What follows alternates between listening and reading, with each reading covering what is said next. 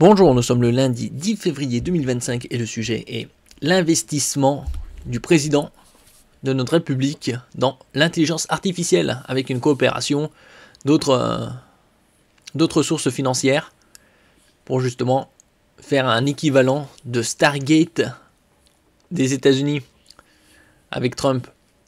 Emmanuel Macron annonce 109 milliards d'euros. Voilà, la population française est à peu près 5 fois moindre que les États-Unis. Les États-Unis vont investir 500 milliards, sauf que leur économie est bien plus puissante. D'un autre côté, 109 milliards, c'est une sacrée somme. On va voir comment elle se décompose. N'oubliez pas de vous abonner pour plus de news sur le monde de la high-tech ainsi que les bons plans, également sur mon Twitter et en description sous toutes mes vidéos.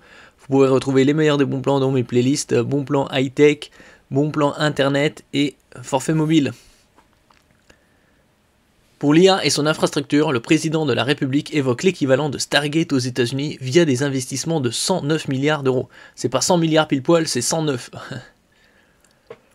C'est exactement l'équivalent pour la France de ce que les États-Unis ont annoncé avec Stargate. Dans une interview diffusée dimanche sur France 2 et First Post, Emmanuel Macron a indiqué des investissements à hauteur de 109 milliards d'euros dans l'intelligence artificielle sur les prochaines années.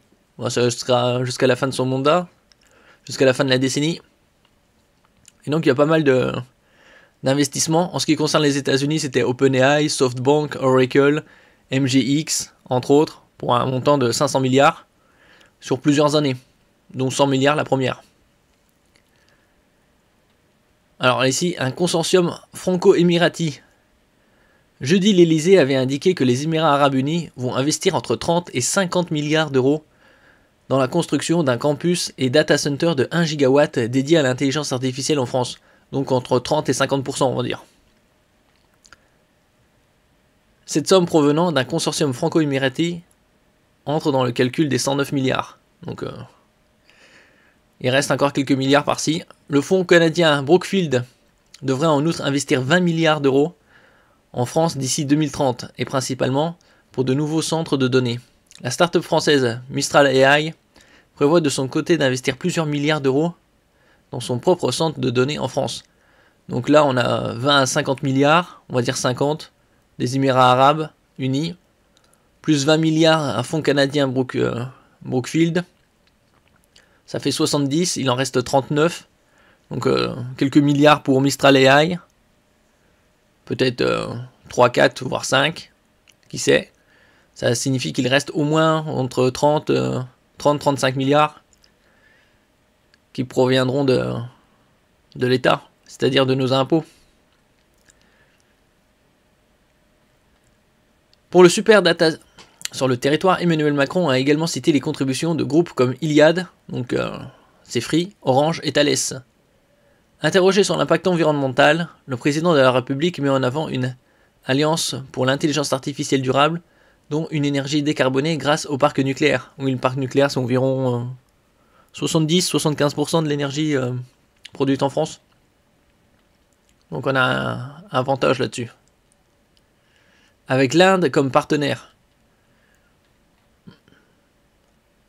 Nous avons les talents et les atouts pour réussir dans l'intelligence artificielle, assure un Emmanuel Macron résolument optimiste pour l'intelligence artificielle en France. Il salue par exemple une réussite comme Mistral AI et rejoint à utiliser le chatbot Le Chat. Le chat. La France et l'Europe pour l'intelligence artificielle, mais aussi l'Inde. Nous sommes dans une nouvelle ère de progrès. La France, l'Europe peuvent y être championnes. Nous voulons travailler avec l'Inde sur l'intelligence artificielle. Nous développerons ensemble de la souveraineté technologique. Ouais, l'Inde est pas mal au niveau des technologies, surtout aux alentours de Bangalore. On verra comment ça sera concrétisé cette année et dans les années à venir. 109 milliards, c'est une somme assez importante. Bon là, on a une partie 30 à 50 milliards Émirats arabes unis, 20 milliards fonds canadiens Brookfield, quelques milliards de Mistral, AI, Iliad, Orange, Thales. On va voir comment ça se décompose tout ça. Merci pour votre écoute et à la prochaine.